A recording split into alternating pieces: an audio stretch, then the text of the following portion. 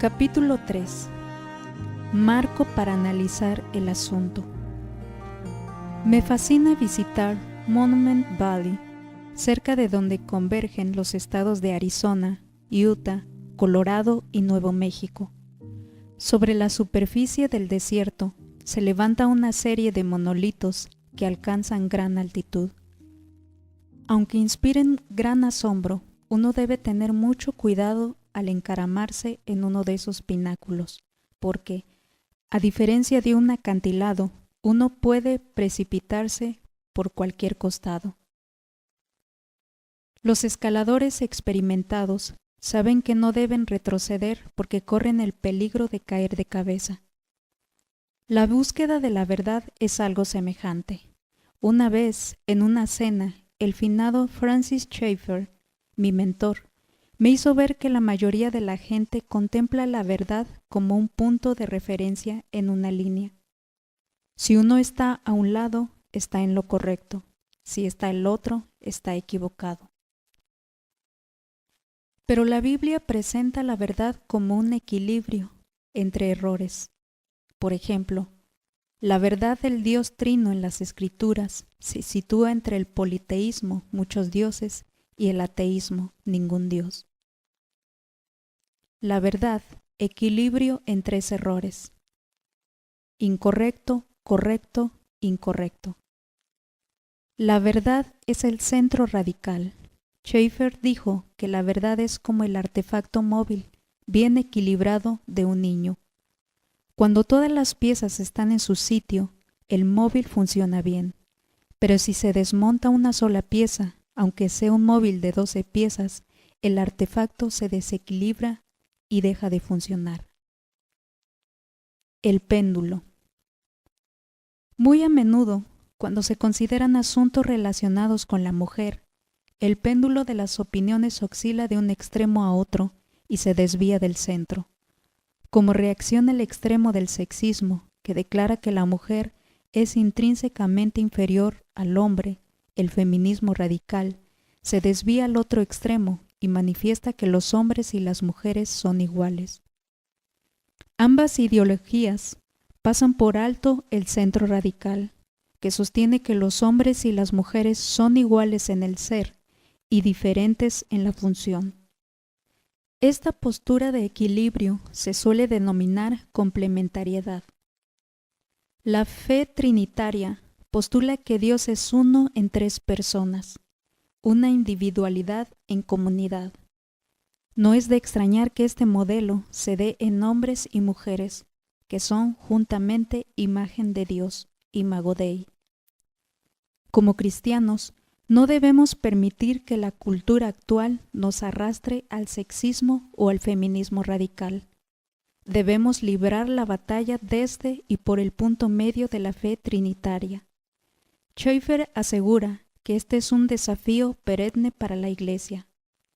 En este mundo caído, las cosas oscilan constantemente como un péndulo entre la equivocación en un extremo y la equivocación en el otro. El diablo nunca nos permite el lujo de pelear en un solo frente, y esto siempre será así. 3 visiones. Desde el animismo de la selva amazónica hasta los sistemas religiosos altamente desarrollados del budismo zen, desde el cántico de los devotos a Krishna, ataviados en colores brillantes, hasta las reflexiones diversas del cristiano en peregrinaje espiritual, es fácil darse cuenta de que la humanidad es irremediablemente religiosa. Desde las pinturas de las cavernas hasta las de las catedrales, es imposible negar la evidencia de nuestra búsqueda de sentido y de lo divino. Los eruditos han catalogado miles de religiones en el mundo y siguen apareciendo cada día más. Sin embargo, cuando se desciende al meollo del asunto, solo hay realmente 3 concepciones principales de lo que es la humanidad, que derivan de 3 posturas filosóficas, teológicas muy distintas. En este capítulo examinaremos estas 3 posturas, recordando el peligro que se corre cuando se está de pie sobre un monolito del Monument Valley. El único punto seguro es el centro radical. Tenga presente que hablo en términos generales, usando trazos de brocha gorda. Reconozco que la gente y las culturas son muy complejas y que, consciente o inconscientemente, pueden abrazar más de una concepción o combinación de puntos de vista provenientes de diferentes sistemas de valores. Todo es diverso. El atomismo. Primero, veamos lo que los filósofos denominan atomismo. Esta cosmovisión sostiene que todo es diverso, que la realidad consta de una serie de partículas indivisibles e indestructibles. El atomismo abarca varias expresiones religiosas notables que incluyen el unitarismo, el islam, el judaísmo moderno, los testigos de Jehová, el deísmo y el politeísmo, y además el animismo, el chamanismo y el mormonismo. Según esta cosmovisión, Dios, Alá en el Islam, o los dioses, politeísmo, tienen poder, son rudos y caprichosos. En este sistema unitario, Dios es absolutamente otro, es trascendente, no inmanente. Uno de los principales proponentes de esta filosofía fue Aristóteles. Todo es uno. El monismo. En segundo lugar está el monismo, que sostiene que todo es uno, que la realidad es un todo unificado y no diferenciado. Esta cosmovisión adopta su expresión religiosa a través del hinduismo, el budismo, la nueva era y otras formas de panteísmo. Para los monistas, todo es Dios. Según esta cosmovisión, Dios es la madre tierra del panteísta, o el espíritu indivisible del hinduista o de la nueva era. El proponente principal de esta filosofía fue Platón. Puesto que me he referido a Aristóteles y Platón como proponentes clásicos del atomismo y del monismo respectivamente, sería conveniente ofrecer algunas aclaraciones al respecto. Platón fue el representante clásico de una visión dualista del mundo. Para Platón, la realidad está compuesta de una esfera física y otra espiritual, pero para él, la esfera espiritual era la más importante. La esfera física es sombra de la ideal. En la esfera espiritual, todo converge hacia el monismo. Platón comenzó con la razón y se desplazó hacia el idealismo. Buscó la naturaleza trascendente de la verdad. Para Platón, la bondad, la verdad y la belleza están más allá de este mundo. Aristóteles, contemporáneo y discípulo de Platón, rechazó el idealismo de su maestro a favor del realismo. Aristóteles partió de la razón, no de los sentidos. Se centró en la solidez y el carácter práctico del mundo material. Pretendió conocer la verdad por la vía del examen empírico. Su metodología resultó ser fundamentalmente para la ciencia moderna y natural. El pintor italiano Rafael captó la esencia de la disputa en la escuela de Atenas. En esta pintura aparece Platón, de pie, señalando el cielo con su mano derecha, lo que refleja que la verdad, la belleza y la bondad son ideas trascendentes. Le acompaña Aristóteles, su discípulo rebelde, también de pie, con la mano derecha extendida horizontalmente hacia las cosas terrenas. Sus 5 dedos están separados, lo que refleja la exploración del mundo a través de los 5 sentidos. Al comenzar con el hombre y no con Dios, Aristóteles y Platón fueron incapaces de hallar un punto de integración del uno y los muchos. Como veremos, este fracaso acarreó funestas consecuencias sociales. Pero aún hay esperanza. Con la autorrevelación de Dios en la Trinidad apareció una alternativa al monismo y al atomismo. Unidad y diversidad. Trinitarismo. La tercera concepción es el trinitarismo, que sostiene los principios de la unidad y la diversidad en la atención bíblica. La persona que adopta esta cosmovisión sabe que la realidad es una y múltiple. El trinitarismo se expresa únicamente en el teísmo bíblico, propio del cristianismo ortodoxo, y en el judaísmo, anterior al filósofo Maimónides. Según el trinitarismo, el Dios único es una comunidad divina constituida por el Padre, el Hijo y el Espíritu Santo. Por supuesto, Moisés y Jesús lo defendieron. Efectos prácticos. Estas tres concepciones acarrean efectos prácticos que inciden en el trato a las mujeres. El atomismo, que postula distinciones absolutas y jerárquicas del ser, sostiene que hay un abismo profundo entre Dios, el hombre y la creación. Este acento en las diferencias refuerza la creencia de la superioridad del hombre. En las relaciones humanas, el atomismo puede conducir a una tiranía patriarcal. La mujer es subyugada por la escala de valores masculina, lo que arrastra la perversión sexual a través de la violación, la prostitución forzada, la esclavitud sexual, la mutilación de genitales femeninos, la violencia y el sadomasoquismo, en definitiva, la guerra contra la mujer.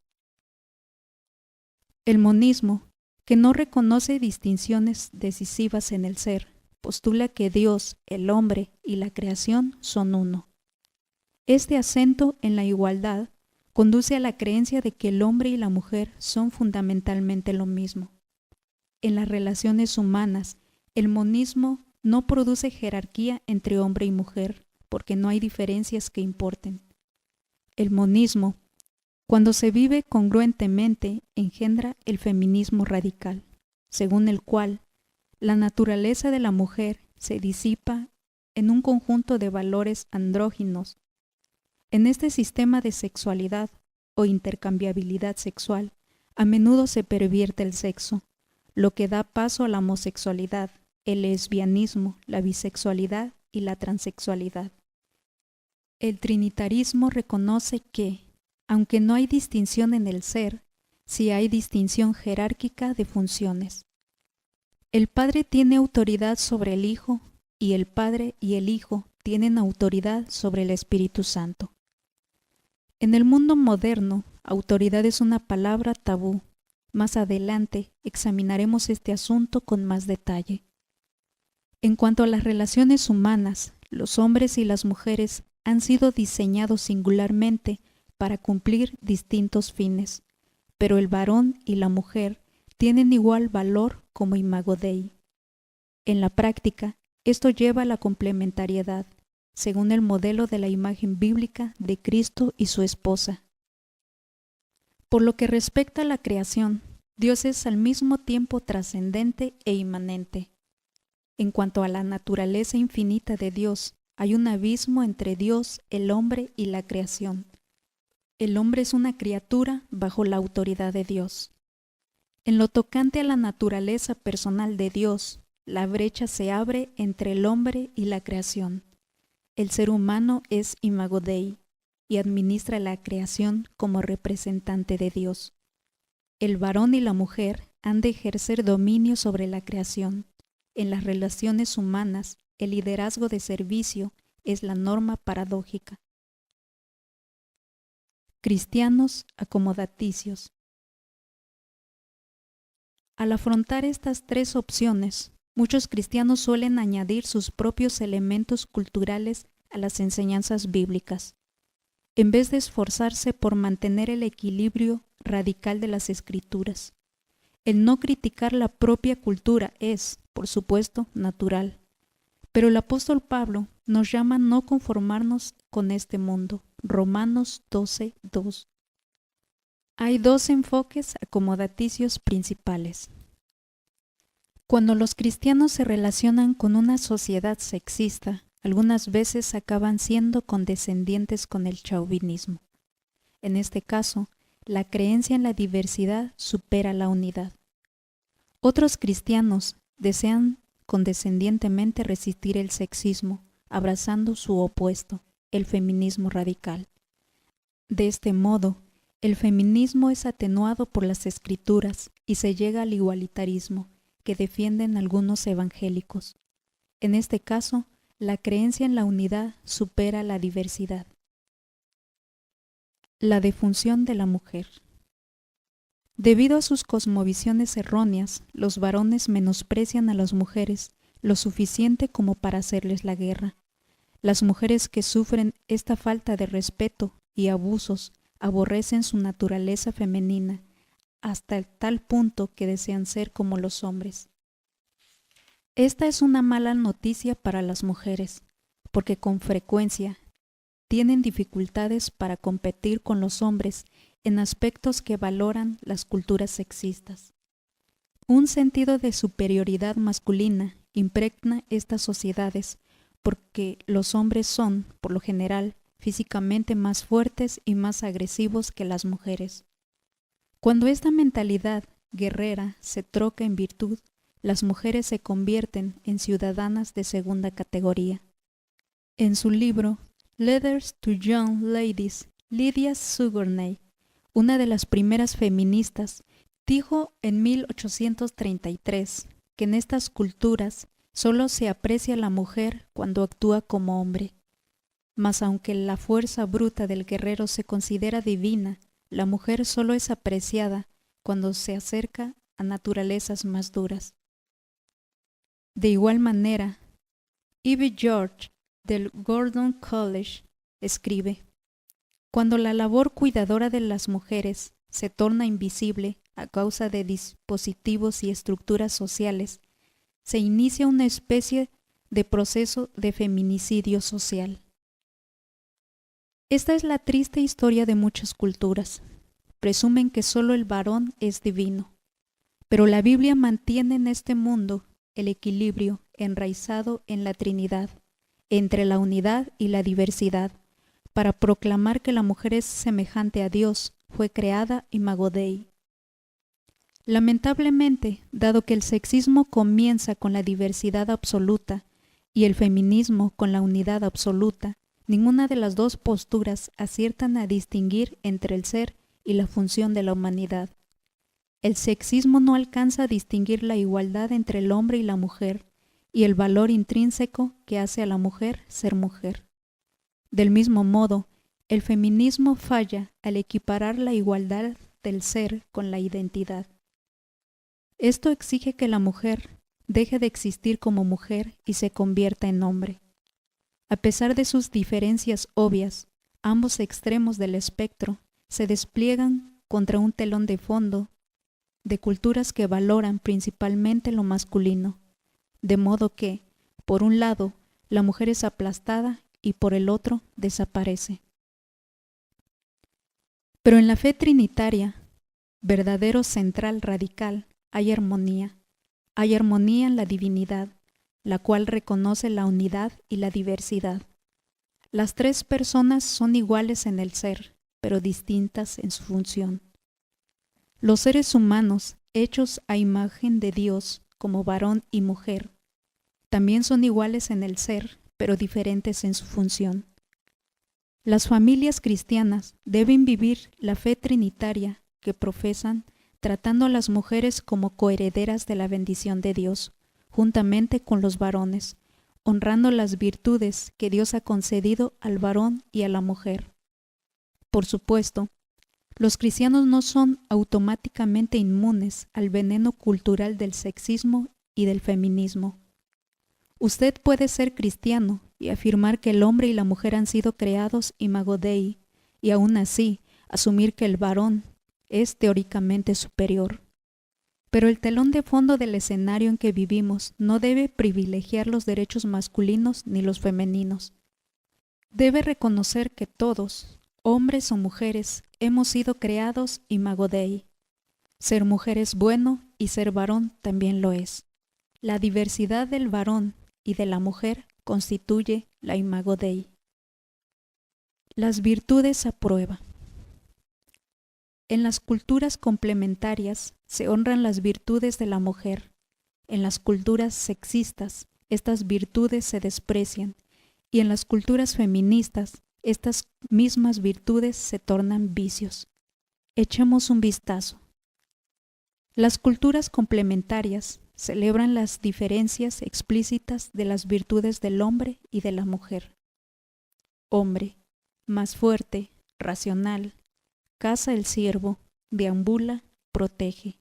Mujer, más delicada, intuitiva, cocina el ciervo, anida, cría. Las culturas sexistas juzgan a la mujer conforme a las virtudes masculinas. Bueno, más fuerte, racional, caza, deambula, protege. Malo, más delicada, intuitiva, cocina, anida, cría. Las culturas feministas manifiestan, sobre todo con sus hechos, que solo hay una virtud, lo masculino. Solo virtudes. Más fuerte, racional, caza, deambula, protege.